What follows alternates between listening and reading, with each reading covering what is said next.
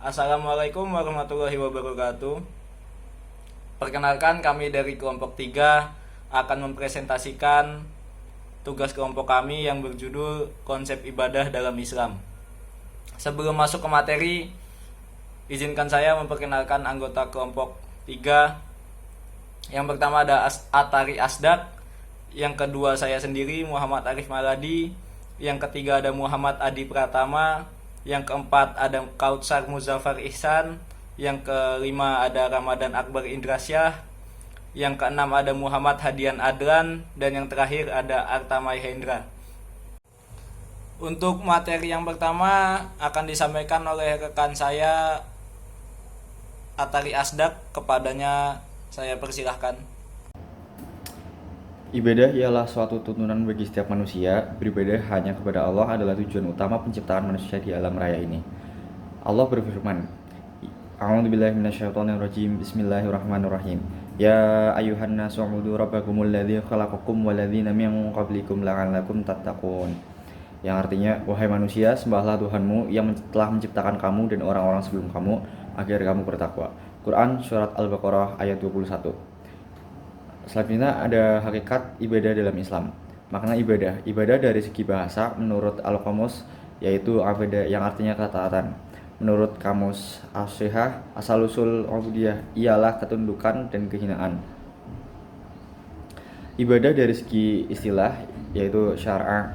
Menurut Syekh Muhammad Abdul, ibadah ialah ketaatan dengan puncak ketundukan. Ibnu Taimiyah menyatakan ibadah dalam Islam itu mengandung unsur ketundukan atau ketaatan yang digabungkan dengan unsur kecintaan. Ibadah dalam Islam mengandung makna puncak ketundukan, puncak ketaatan, dan puncak kecintaan. Seorang hamba harus mencintai Allah Subhanahu wa taala melebihi segala kecintaan yang lain. Allah berfirman yang artinya, katakanlah wahai Muhammad, jika ibu bapak, nenek moyang kamu, anak-anak kamu, saudara-saudara kamu, istri-istri kamu, harta-harta yang kamu kumpulkan, perniagaan yang kamu takut kerugiannya, dan tempat kediaman yang kamu ridhoi lebih engkau cintai dibanding Allah dan Rasulnya, dan juga jihad fisabilillah, maka tunggulah sehingga Allah mendatangkan urusan sesuai dengan perintahnya. Quran surat At-Taubah ayat 24. Faham-faham terhadap konsep ibadah. Ada dua golongan manusia yang salah faham tanggap tentang konsep ibadah. Golongan pertama, melampaui batas dalam mencintai Allah Subhanahu wa taala sehingga mendorongnya melakukan sesuatu yang keluar dari makna ibadah dan memasukkan manusia dalam lingkungan rububiyah yang tidak layak lagi bagi manusia. Bahkan ada yang melebihi batasan para nabi dan para rasul. Contohnya yaitu yang pertama, anggapan mempunyai kemampuan untuk mengeluarkan semua pengikutnya dari neraka, memasukkan mereka ke surga.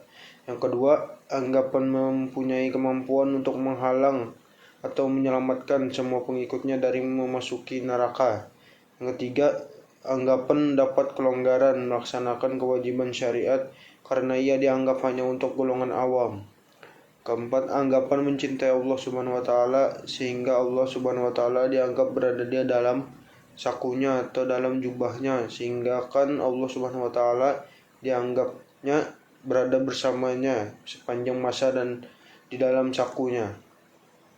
Golongan kedua, golongan orientalis yang mencoba menggambarkan ibadah dalam Islam sebagai ibadah yang berdiri atas dasar ketundukan dan ketaatan semata-mata tanpa gandengan dengan perasaan cinta dan rela. Mereka mengatakan bahwa umat Islam tidak mengenali unsur kecintaan dalam ibadah, kecuali hanya apabila golongan tasawuf mengimportnya dari sumber asing. Pandangan ini juga menyimpang dari hakikat ibadah Islam. Dalam Al-Quran dijelaskan unsur kecintaan antara Muslim dan Allah Subhanahu wa taala dalam banyak tempat. Di antaranya ialah Allah berfirman, artinya Dia mencintai mereka dan mereka mencintai Allah Subhanahu wa taala. Surat Al-Maidah ayat 54. Nabi bersabda, artinya tidak beriman, yaitu tidak sempurna iman salah seorang di antara kamu sehingga Allah dan Rasul-Nya lebih dicintai dari segala sesuatu selain kedua-duanya. Hadis muttafaq alaihi. Ibnu Al-Qayyim berkata, asal-usul ibadah itu ialah kecintaan kepada Allah Subhanahu wa taala, bahkan mentauhidkannya dengan kecintaan, dan bahwa segala cinta itu hanya bagi Allah Subhanahu wa taala. Maka janganlah dia mencintai orang lain selainnya. Sesungguhnya dia hanya boleh mencintai karenanya dan padanya, pada perkara yang diridhoi Allah Subhanahu wa taala. Materi selanjutnya dijelaskan oleh teman saya. Baik, berikutnya adalah ruang lingkup ibadah dalam Islam. Yang pertama ada syumuliyah, yaitu ibadah merangkum agama seluruhnya. Ruang lingkup ibadah dalam Islam amat luas, oleh karena manusia dicipta supaya beribadah kepada Allah Subhanahu wa taala. Maka sudah tentu dalam Islam seluruh kegiatan manusia adalah ibadah kepada Allah Subhanahu wa taala. Ibnu Taimiyah Al-Ubudiyah 38 berkata, ibadah ialah kata nama yang merangkumi segala sesuatu yang disukai oleh Allah Subhanahu wa taala dan yang diridhoinya, baik perkataan, perbuatan yang zahir dan batin. Karena itulah sholat, zakat, puasa, haji, jujur dalam kata-kata, menunaikan amanah, melakukan kebajikan kepada ibu bapak, menunaikan janji, amar ma'ruf, nahi mungkar, berjihad menantang orang-orang kafir dan munafikin, melakukan kebaikan kepada tetangga, anak yatim, orang fakir miskin, doa, zikir, dan bacaan Al-Quran, semuanya adalah ibadah.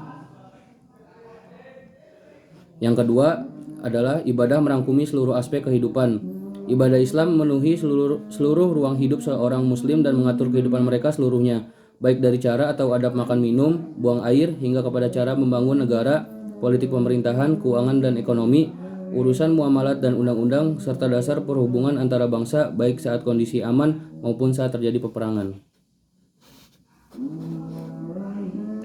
Yang ketiga yaitu ibadah merangkumi seluruh anggota manusia.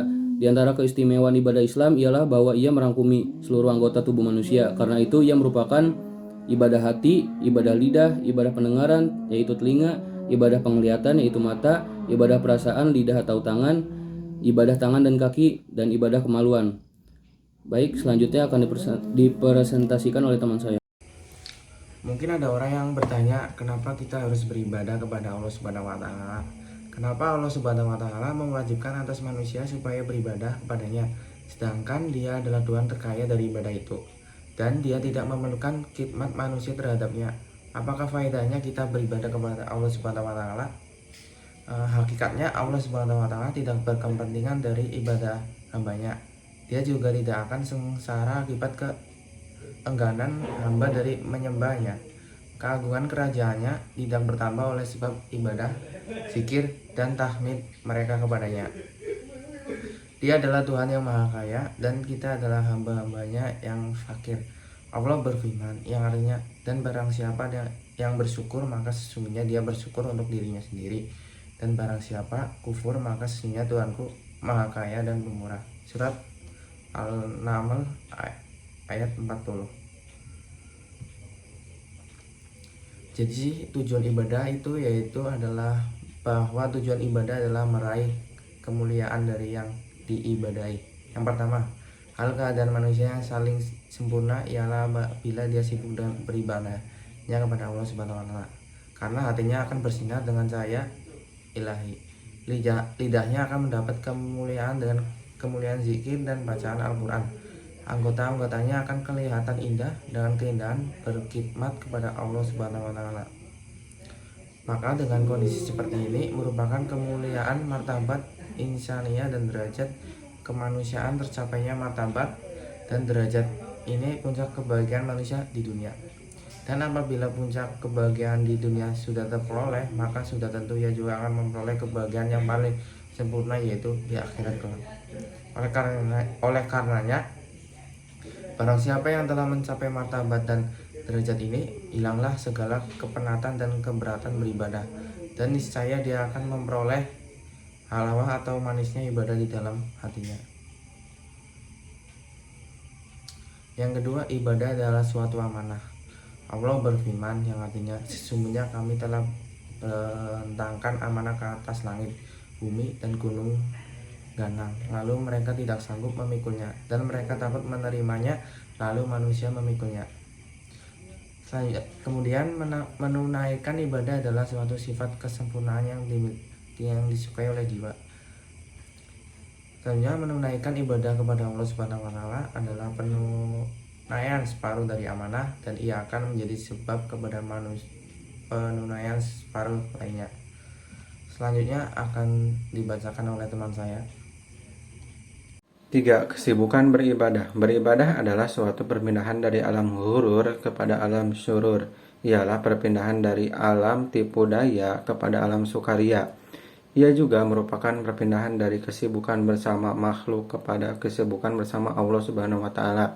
Hal ini sudah tentunya membawa kepada kelezatan dan kegembiraan yang sempurna. Inti ibadah adalah, di antara inti ibadah sebagaimana yang digariskan oleh Dr. Yusuf Al-Qaradawi ialah 1.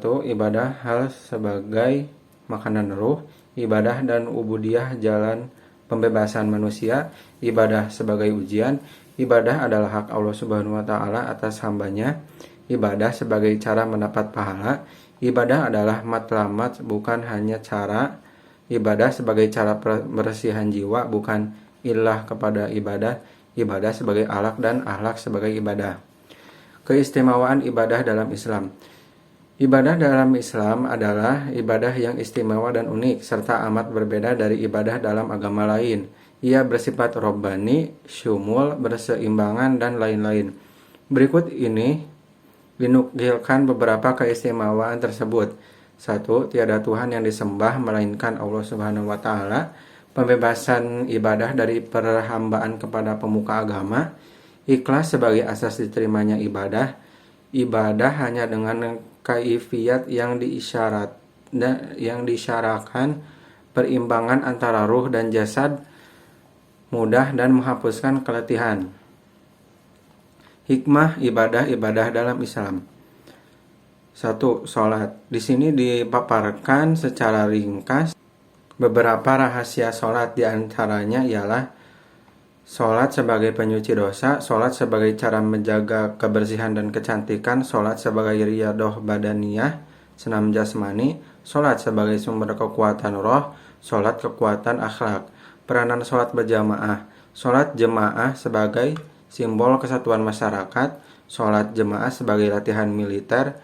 Masjid dan peranannya dalam kehidupan adalah masjid sebagai universitas umum, masjid sebagai dewan parlemen tetap, masjid sebagai dewan muktamar, masjid sebagai medan latihan amali, kebebasan, persaudaraan, dan yang terakhir adalah persamaan. Yang kedua adalah puasa. Di antara hikmah puasa ialah 1. Meninggikan ruh, 2. Memulihkan kesehatan, 3. Mengawal perasaan menahan hawa nafsu, yang 4. Mengingat nikmat makanan dan minuman, yang kelima, mengingat kesengsaraan orang miskin. Yang ketiga adalah zakat. Inti zakat adalah 1. Zakat sebagai sistem inovatif Allah Subhanahu wa taala. Yang kedua, zakat kewajiban orang kaya, bukan sukarela. Yang ketiga, hak fakir miskin. Yang keempat, hak masyarakat. Yang kelima, hak Allah Subhanahu wa taala. Rahasia zakat. Rahasia zakat yang pertama adalah rahasia pembersihan. 1. Pembersihan jiwa orang kaya dari sifat kikir.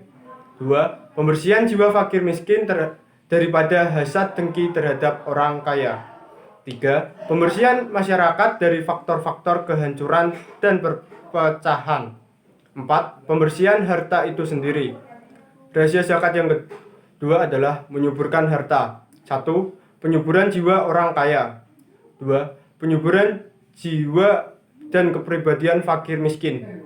Yang ketiga, penyuburan harta itu sendiri. Rahasia zakat yang ketiga adalah pemeliharaan terhadap harta. Nabi bersabda, artinya, pertahankanlah harta-harta kamu dengan mengeluarkan zakat. Rahasia zakat yang keempat, mewujudkan masyarakat yang penyayang. Rahasia zakat yang kelima adalah zakat sebagai cara menghilangkan jurang kekayaan dan kemiskinan. Presentasi selanjutnya akan disampaikan oleh teman saya. Terima kasih. Baik, di sini saya akan menjelaskan tentang hikmah ibadah haji. Yang pertama adalah hubungan muslim dengan Baitullah Al-Haram. Yang kedua yaitu Ka'bah adalah lambang perpaduan umat. Yang ketiga, haji sebagai penjaga kekuatan ruh. Yang keempat, haji sebagai latihan Yang kelima, haji dan perniagaan. Yang keenam, persamaan, perpaduan dan keamanan. Yang ketujuh, haji muktamar sedunia umat. Dan yang terakhir, penyatuan umat, yaitu penyatuan perasaan, penyatuan siar atau lambang, penyatuan perkataan, penyatuan asal-usul, dan penyatuan amal. Masuk ke slide terakhir, yaitu kesimpulan. Kesimpulan dari materi kali ini adalah ibadah adalah semua yang mencakup segala perbuatan yang disukai dan diridhoi oleh Allah Subhanahu wa Ta'ala, baik berupa perkataan maupun perbuatan, baik terang-terangan maupun tersembunyi, dalam rangka mengagungkan Allah Subhanahu wa Ta'ala dan mengharapkan pahalanya. Fungsi ibadah adalah mewujudkan hubungan antara hamba dengan Tuhannya, mendidik mental dan menjadikan diri disiplin. Sekian presentasi dari kelompok kami. Apabila ada salah kata dan salah perbuatan, kami memohon maaf, dan kepada Allah kami memohon ampun. Wassalamualaikum warahmatullahi wabarakatuh.